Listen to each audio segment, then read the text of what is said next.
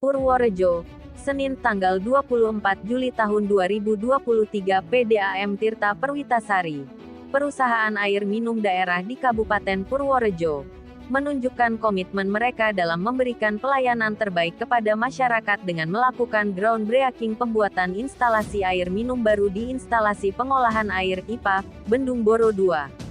Pembukaan secara simbolis dilakukan oleh Direktur PDAM Tirta Perwitasari, Hermawan Wahyu Utomo, dengan mencangkul tanah sebagai tanda dimulainya pembangunan yang akan mengoptimalkan kinerja IPA Bendung Boro II tersebut. Dengan semakin berkembangnya wilayah Purworejo, Purwodadi, Banyuurip, Cangkrip, hingga perbatasan Bagelin, permintaan akan pasokan air bersih semakin meningkat.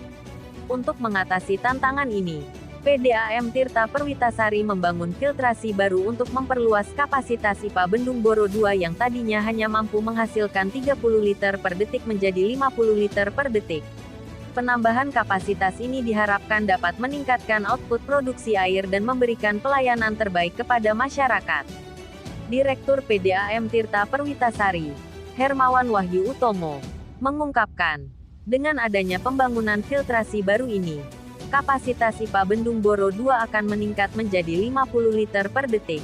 Dan ketika ditambahkan dengan kapasitas IPA Bendung Boro I yang juga 50 liter per detik, kami berharap dapat menambah sampai 10.000 sambungan rumah. Ini akan membawa manfaat besar bagi masyarakat di Kabupaten Purworejo, karena lebih banyak rumah akan dapat terhubung dengan pasokan air bersih yang berkualitas. Pembangunan filtrasi baru ini diharapkan selesai dalam waktu yang tidak terlalu lama, sehingga masyarakat bisa segera menikmati manfaatnya. PDAM Tirta Perwitasari berkomitmen untuk terus berinovasi dan meningkatkan pelayanan demi memenuhi kebutuhan air bersih secara kuantitas, kualitas dan kontinuitas. Selamat siang, Pak Direktur. Selamat siang. Untuk kegiatan hari ini tentang pemasangan filter. Iya. Terima kasih. Selamat siang. Di sini saya mengenal diri dulu. Saya Hermawan Wahyu Utomo, Direktur PDAM Tirta Perwitasari, Kabupaten Purworejo. Pagi hari ini kita groundbreaking untuk pembuatan filtrasi. Jadi untuk mengoptimalkan pengolahan IPA Bendung Boro, ini Boro 2 ini kita istilahkan, yang tadinya 35 liter per detik, kita rencana sampai 40 liter per detik. Jadi nantinya output dari produksi Bendung Boro 2 itu diharapkan bisa menambah pelayanan masyarakat, khususnya wilayah Purworejo, Purwodadi, kemudian Banyuurip, kemudian juga wilayah Cangkrep, sampai kita rencanakan sampai ke perbatasan Bagelin. Artinya Bendung Boro ini termasuk wilayah ke arah selatan, Pak ya? Ke selatan dan timur Bogowonto. Iya. Anda bisa mencapai target 30 detik itu. 30 jadi 50 liter per detik. Iya. Artinya filternya tadinya filterisasi ini seperti ini. Artinya satu terus pasang dua lagi. Pasang kedua supaya tambah kemampuannya tambah tinggi. Untuk pencapaian pelanggan, Pak, pelanggan seadanya ini kan berarti kan artinya airnya kan lebih dari yang kemarin. Ya. Apakah ini di Kecamatan Purworejo, Kecamatan Purworejo dan wilayahnya yang dari Bendung Boro ini bisa mencapai targetnya, Pak? Iya. Jadi Bendung Boro ini kita ada dua instalasi. Satu Bendung Boro 1 itu kapasitas 50 liter per detik sebelah utara. Kemudian Bendung Boro 2 itu dari 30 menjadi 50 liter per detik. Sehingga dari 30 dulu asumsinya kaliin 103.000, itu kita harapkan bisa mencapai 5.000 sambungan rumah. Jadi total dari 100 liter per detik, insya Allah nanti kita harapkan bisa mencapai 10 sambungan rumah, 10.000. Jumlah pelanggan untuk dari Bendung Boro 1 dan 2? Untuk sekarang kita di situ untuk Bendung Boro itu membackup 3 kecamatan. Jadi Purworejo, Banyuurip, Purwodadi, dan sebagian masuk Cangkrep walaupun masuk wilayah Purworejo. Ini Kabupaten Purworejo itu kemarin total sama rumah itu sekitar 16.000 ya, 16.000. Itu pun di backup dari yang lain. Tapi untuk Bedung Boro ini tadinya 3.000 kita up jadi 5.000 sambungan rumah. Dan untuk Bedung Boro 1 kita maksimal jadi 5.000. Sehingga untuk khususnya pelayanan Bedung Boro itu kita harapkan jadi 10.000 sambungan rumah. Ada target-target tertentu nggak dengan konsumen, konsumen gitu? Ini kan berarti kan kelebihan air kalau kita lakukan mobil makan. Ya. Jadi target kita itu nomor 1 mengamankan Kota Purworejo jangan sampai di situ defisit air. Karena Purworejo juga dibantu dengan sumur dalam. Ini rencana kita bisa kita backup melalui Bedung Boro ini. Yang kemudian juga kita rencana mau melebarkan wilayah Banyurip dan Purwodadi. Jadi Purwodadi kita maksimalkan dari Bedung Boro. Kemudian selain itu wilayah timur Bogowonto itu meliputi dari Tambak, Cangkrep, Meringgong, Ganggeng. Kemudian kita arahkan lagi sampai ke sebelah timur maupun sebelah selatan sampai perbatasan Baglen. Jadi rencananya untuk wilayah Purworejo Timur bahkan Purworejo Tengah ini kita sudah tercover sampai ke Purworejo bagian selatan. Artinya Purworejo sendiri kan sudah ada sumurnya tuh? Iya.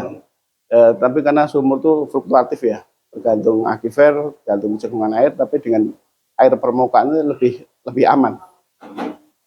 Terus ada nggak menurut Pak proses penganggaran untuk proyek seperti ini, bantuan dari pemerintah daerah atau dari itu?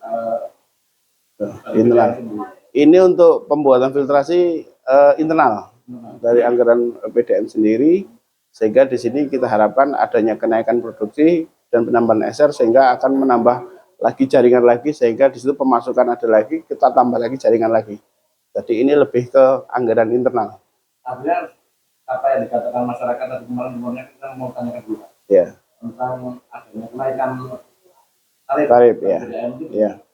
Jadi kenaikan tarif itu sebenarnya menyesuaikan dengan biaya untuk sekarang ya, karena sekarang terus terang untuk biaya baik itu pajak maupun aksesoris maupun perpipaan itu merangkak naik sehingga di situ perlu keseimbangan. Jadi bukan full mencari profit, tapi di situ penyelesaian supaya di situ perusahaan berimbang.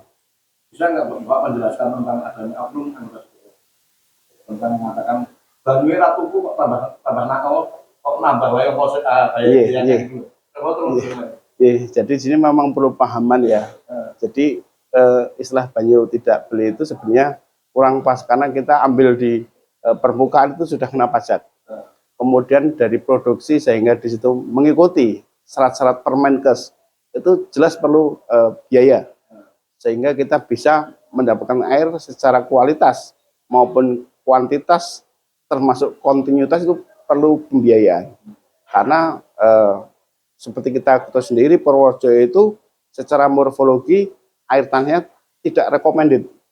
Daerah Purworejo rata-rata di situ aluvial sehingga airnya keruh, kemudian berbau, kalau kemarau juga kering. Sehingga di situ perlu kajian teknis supaya gimana kita bisa menyalurkan air bersih sampai ke rumah tangga. Nah, di sini perlu pemahaman yang makro karena di situ semua dengan biaya tinggi karena situasi kondisi geografis Purworejo itu sendiri.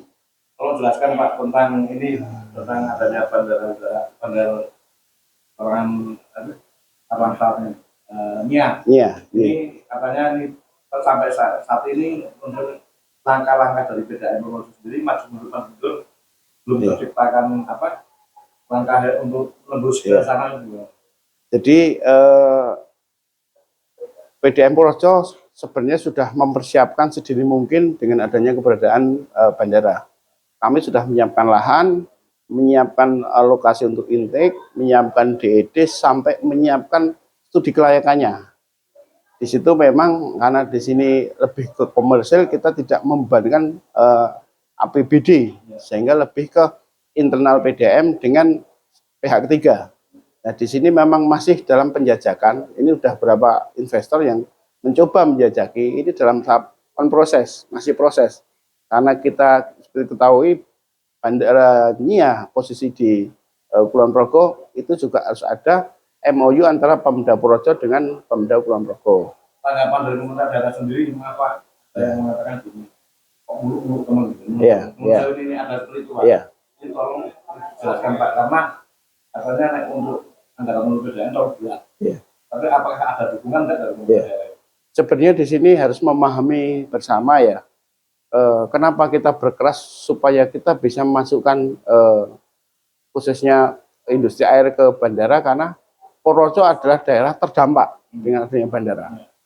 Termasuk dampak polisi, dampak kebisingan, dan dampak lain termasuk untuk landasan bandara adalah batu dari Purworejo. Sehingga seharusnya Purworejo juga ikut mewarnai dengan adanya bandara, termasuk dalam hal komersil. Jadi kita harapkan Pemda bisa mendukung PDM supaya kita memasukkan layanan air, sehingga timbal baliknya juga dari industri tersebut bisa menambah income atau PAD untuk Pemda Purworejo, dan itu income itu long term sampai keberadaan bandara sampai tidak terbatas, sehingga di sini Pemda Purworejo satu mendapatkan profit, yang kedua juga melayani daerah perbatasan yang notabene sekarang belum tercover. Artinya kesulitan apa sampai belum tercover atau pemerintah daerah itu sendiri itu? Mohon maaf ya, saya sendiri yang lihat ya. Yeah. Kayaknya enggak. Yeah. Ini nih yang membantu dari kesulitannya seperti apa? Jadi sebenarnya memang ini momentum ya, momentum keberadaan bandara itu saat itu ada COVID-19, sehingga kebutuhan bandara juga tidak bisa terlalu banyak karena pengunjung juga sedikit. Dan yang kedua memang dari sisi finansial Pemda Purworejo ada permasalahan di finansial sehingga tidak atau enggak mampu membiayai masalah investasi bandara. Tapi di sini kita yakin dan optimis dengan adanya kerjasama dengan pihak ketiga, kemudian dengan dukungan dari Pemda, G2G, kemudian G2B, itu saya yakin di situ bisa kita ada kerjasama dengan antara PDAM, di dalam itu Pemda Purworejo dengan NIA, dalam hal itu BUMN dari Angkasa Pura, dan juga kerjasama dengan Kulon Progo, Pemda Kulon Progo. Dividen sendiri kalau pemerintah daerah nggak apa-apa? Alhamdulillah untuk sekarang dividen PDAM terus meningkat secara linear. Dari dulu 2017 hanya 500 juta, sekarang sudah mencapai 2 miliar lebih. Dan saya harapkan dengan adanya banyak kerjasama, itu nantinya juga akan menambah income atau PAD ke Pemda Purworejo. Artinya kan luar biasa itu kemajuannya. Karena dari pemerintah daerah itu mendukung penuh itu. Ya, kalau sebenarnya Pemda mendukung, cuma di situ memang kita memahami ada keterbatasan, terutama masalah finansial. Kemudian masalah menerobos dari G2B, dari government ke bisnis, itu juga ada kendala. Dan saya harapkan kendala-kendala itu bukan menjadi hambatan, tapi sebagai tantangan kita. Ini Pak Mesti nambahin. Tentang ini tadi budget yang naik luar biasa. Harapan panjenengan kepada pemerintah daerah. Kalau harapan saya untuk bandara khususnya, perlu diketahui bahwa sekarang ini untuk di Kabupaten Kulon Progo sendiri kan hanya menyiapkan kurang lebih 20 liter per detik. 20 liter per detik, dan Kulon Progo kan resource-nya, air bakunya kan kurang. Sebetulnya ini adalah kesempatan kita PDAM Purworejo dan Kabupaten Purworejo untuk bisa melakukan pembangunan di Bagelen ini, yang saya yakin pada waktu dekat ini untuk 20 liter Kulon Progo itu sudah tidak bisa mengcover. Ini adalah momentum, sering dikatakan oleh Pak Direktur, momentum. Kalau ini tidak kita ambil, ya nanti kita akan ketinggal lagi. Cuman kan kendalanya kita kan, ayo kita mulai tantangan ini untuk bisa melakukan G2G, lantas dinaikkan ke B2B. Artinya harapan panjenengan saat ini pada pemerintah daerah untuk melangkah walaupun pemerintah daerah mengatakan mungkin finansial apa ya? Harapan panjenengan? Harapan saya kesempatan ini jangan kita sia-siakan. Kalau kita akan melakukan bisnis yang benar-benar menjanjikan dan akan mendapatkan profit yang tinggi adalah dari spam Bagelen ini. Karena saya berkeyakinan Supambaglen ini akan mendapatkan profit yang tinggi dan kita perlu tepat pada saat melakukan kerjasama nantinya. Mungkin saya tambahin lagi. Jadi kami juga dari PDAM Purworejo sudah menyiapkan konsep-konsep yang sejalan dengan visi misi Kabupaten Purworejo. Nomor satu, visi misi untuk di situ menyiapkan semua infrastruktur untuk pelayanan umum, khususnya untuk daerah-daerah yang rencananya menjadi boundary city. Boundary city itu kota perbatasan yang meliputi wilayah Bagelen, Purwodadi, dan Ngombol. Kemudian di daerah itu juga sesuai dengan rencana tata ruang Kabupaten Purworejo itu nantinya menjadi blok industri, sehingga sebelum adanya boundary city dan blok industri, semua infrastruktur khususnya pelayanan air bersih sudah siap, sehingga kita menyiapkan lebih awal. Artinya kamu terus dari semua pihak itu Pak, Ya, dari legislatif maupun eksekutif itu Pak, ya, biar jelas penanganannya kan gitu Pak. Harapan pandangan terhadap eksekutif maupun legislatif apa?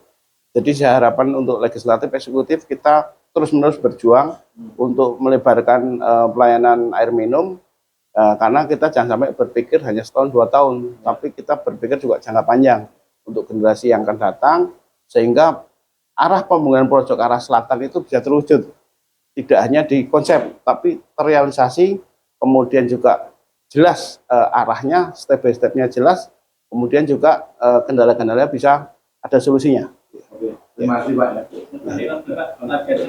Target selesainya dan manfaat yang akan diperoleh untuk estimasi kita tidak sampai 1 tahun sebenarnya sudah bisa kita laksanakan, karena kita lahan sudah siap, FS sudah siap atau sudah kelayakan, dan DID juga kita sudah bikin.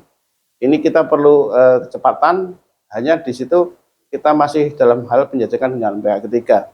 Tapi di situ saya yakin kalau pemerintah daerah ikut masuk dalam percepatan itu akan lebih cepat lagi. Lebih cepat. Artinya sudah ada dari pihak ketiga Pak ya? Sudah ada, cuma tinggal di sini masih Tinggal proses dari pihak ya, pemerintah daerah itu dan berikut legislatif juga.